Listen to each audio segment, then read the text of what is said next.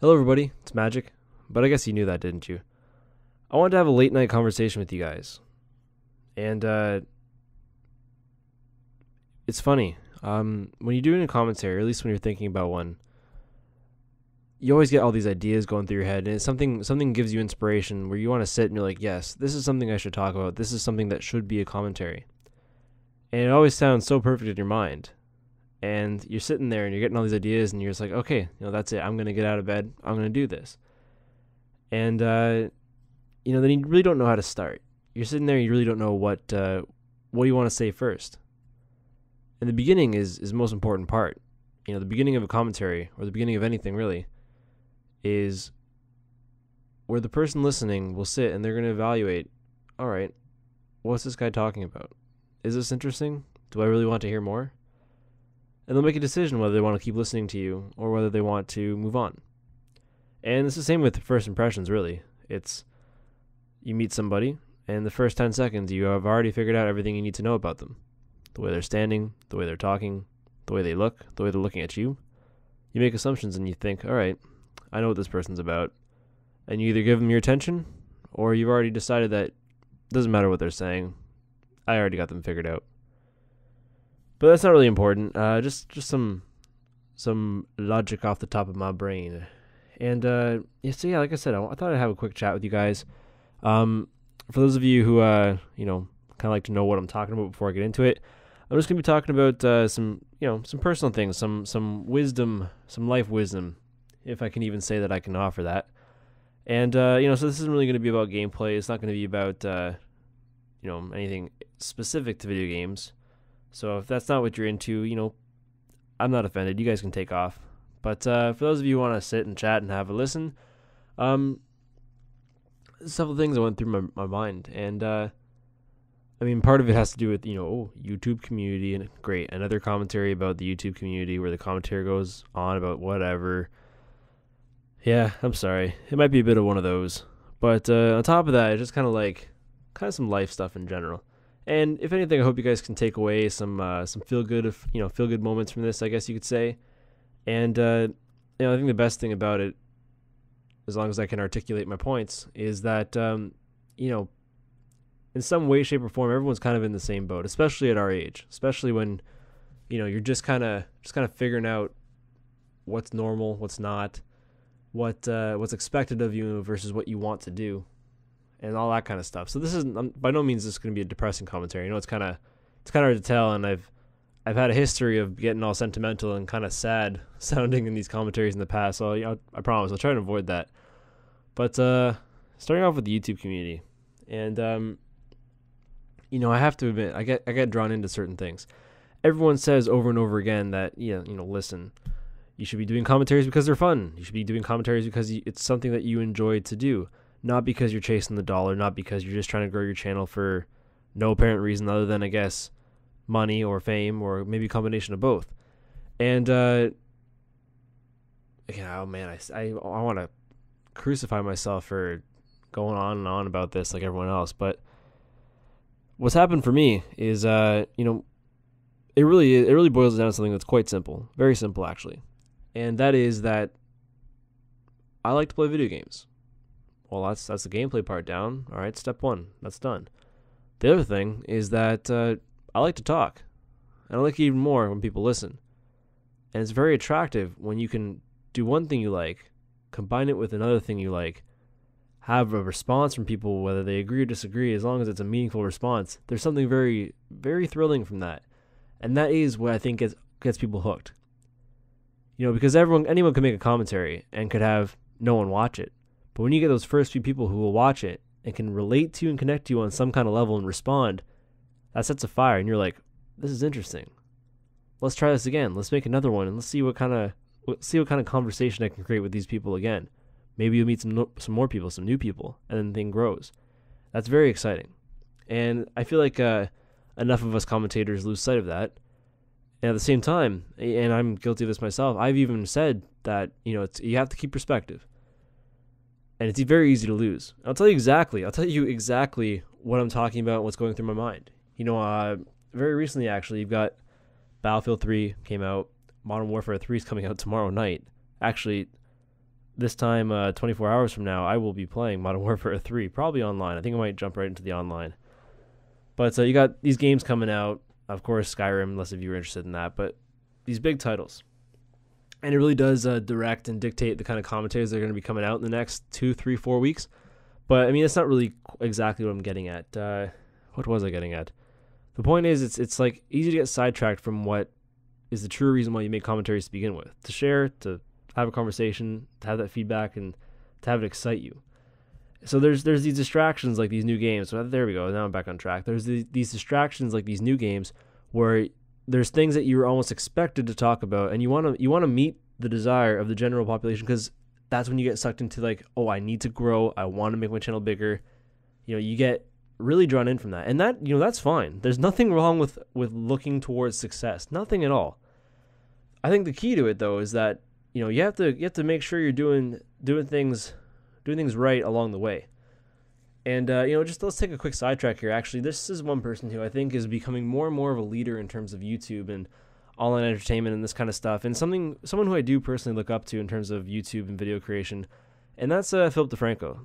There's been times where I've kind of looked at him and I've been like, all right, this is, there's a lot of ways that these YouTubers are really capitalizing on, on content and on, gaming the system, like giveaways and, just doing certain things. Like, and there's a million examples. I don't really need to get into specifics. I don't need you guys to bring anything up either. There's a million ways. Everyone knows. But something he did very recently was he said that, he wanted to use the proceeds of a possible DVD or iTunes download of his convention show they did recently, DeFranco Does Dublin, and he wanted to use that to help fund a future event. But what he realized when he said in a blog post was that not everyone can necessarily afford that. So what he's doing is pay what you can, pay what you think it's worth. That way it's accessible to everyone. And it's, he goes, I don't have the exact quote. I wish I should have pulled it up before I started talking. But, basically he wants to be the guy that delivers news, and that's what he enjoys. And he doesn't want to restrict that from anybody. He doesn't want to restrict what he had created in terms of making good content from anyone else. That's not what he's about. So I really can respect that, despite his position, despite his ability or the potential to really capitalize on another circumstance on that specific situation, he kind of stayed true to what he believes in terms of where he wants his career to go and that kind of stuff. So it kind of illustrates my point, I guess. And on top of that, where it's been really impacting me, aside from like, kind of doing what you think people would want to watch and stuff like that, is, I look around me and I'll use exact examples. And I hope that these guys are watching, because this really is how I feel about these types of things. I look to one side and there is Undone Lyric, someone who's literally done a lot for me on YouTube and who's helped me out in, you can't really explain it. He is the reason why I am at the point where I am right now. And he's taken off with TGN. It's very exciting. It's very interesting to watch someone, and you learn so much about how these partner channels work, and I find it so incredibly fascinating. And I'm not going to kid myself. I'd love to be a part of TGN. That'd be really interesting. That'd be it's a huge growth potential, huge growth opportunity, and it's exposure to so many more people that I could have this conversation with, this fictitious generalized conversation. And at the same token, you got Bloodseek, someone part of SGP right from the beginning as well, and he's also on TGN. He's had exceptional growth since I first met him, and these are people who I've kind of regularly communicate with on YouTube, and people like, and those examples are not just limited to these two guys. But what I'm saying though is that it leads to the distraction of, okay, these guys are taking off, they're growing, like this is exciting. I want to be a part of this. Like, let's go, Kevin, let's go. Move up with Magic People. Keep the work, keep the videos pumping out. And I don't know. It's like, of course, growth is good, but I guess what really comes down to is you need to do it right, and you need to make sure that you're enjoying what you do. And to make commentaries for the sake of appealing to what I think people need is something I need to be careful about. And there's one thing to make sure you satisfy your audience. You're welcome. And then there's another thing to not be happy doing it. And I think I really realized this. So there's going to be a Battlefield 3 multiplayer review video that I was going to make. And you know what? I really wasn't feeling it. So now it's in the garbage. It's scrapped. I'm not doing it. And I'm okay with that. And to kind of like finish off that point, again, with kind of being consumed with like distractions and having these things kind of get at you and make you think like, oh, I gotta follow this. I had those Gaddafi videos and I was messing around with different, tags for the videos and stuff. And I saw a change in success. I saw how doing certain things really did help the content. And that kind of pushed me towards making videos that I didn't necessarily want to make just for the sake of making a video. So I guess that really is that what I just said there was the nutshell of the last 5 minutes of this commentary. This shouldn't be even called a commentary. This should be like a diary entry. And here's the other thing. I know that many of you won't probably watch this point, but some of you will, and that's okay. You guys are the ones I want to be talking to right now. What else? This is almost be a separate topic, maybe even a separate commentary, but in terms of like kind of deciding on what you want to do and that kind of stuff, that's an issue that I think a lot of people already struggle with, is kind of deciding what you want. And the difference between what you want, what you think is possible, and what is expected of you. There's a very big difference between those three things.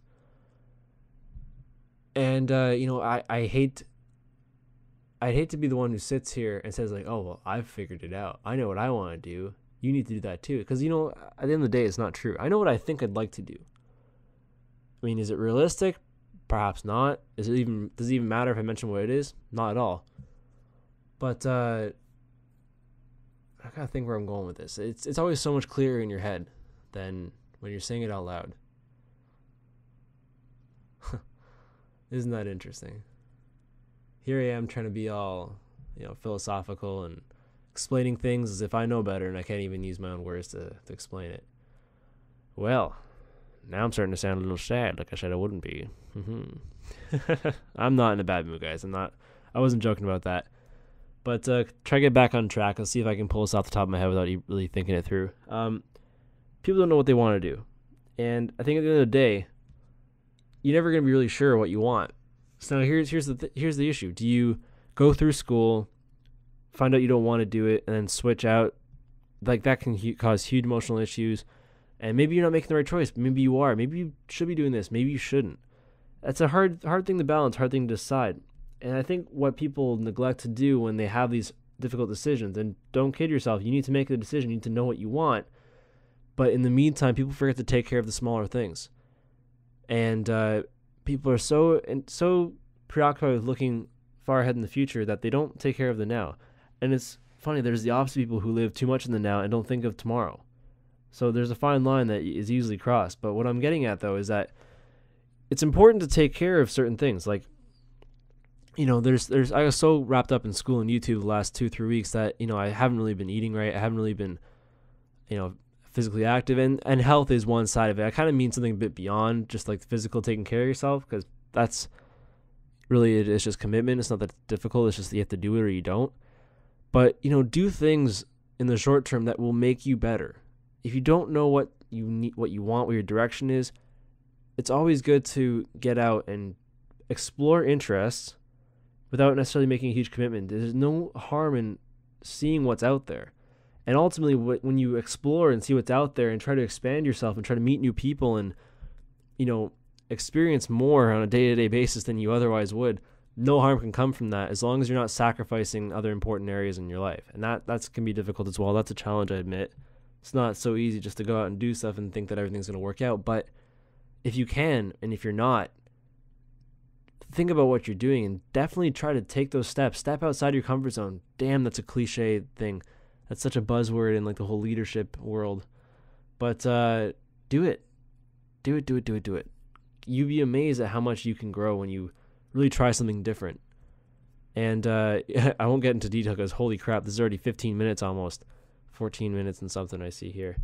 My whole experience in this residence, I work in residence, I have in the last 2 years. It has been a really big part of who I am right now. I've learned a lot. I've experienced things. And it's something that was very scary for me at first. Was it a risk? Absolutely. Do I expect someone to make such a radical change in their lifestyle? Because I didn't have to live in residence. I didn't even have to live out of my house. I could still be with my parents. I'm not saying it has to be that radical, but it's looking back, I can't imagine had I not done that. So I guess what I really want you guys to take away, if you're still listening at this point, is do something tomorrow or the day after or the next opportunity you have to better yourself in some way, shape, or form, be it physical, spiritual, emotional, whatever floats your boat, wherever you feel you're lacking, no matter how small or large it is, make sure you do something. Take a step in the right direction. And even if you don't know what that direction is, take a step. Don't stand still. If you don't know the right direction, take a step. That's all I want to share with you guys for now, guys. Wow. I said that in the last video or the video before. Way to butcher the end of the commentary. My words are failing me. It's 1:42 a.m. Oh boy. Anyways, guys, have a great night. This is Magic People, and you'll see a lot from me with Modern Warfare 3. I'm very excited, and we should play sometime. Anyways, peace out.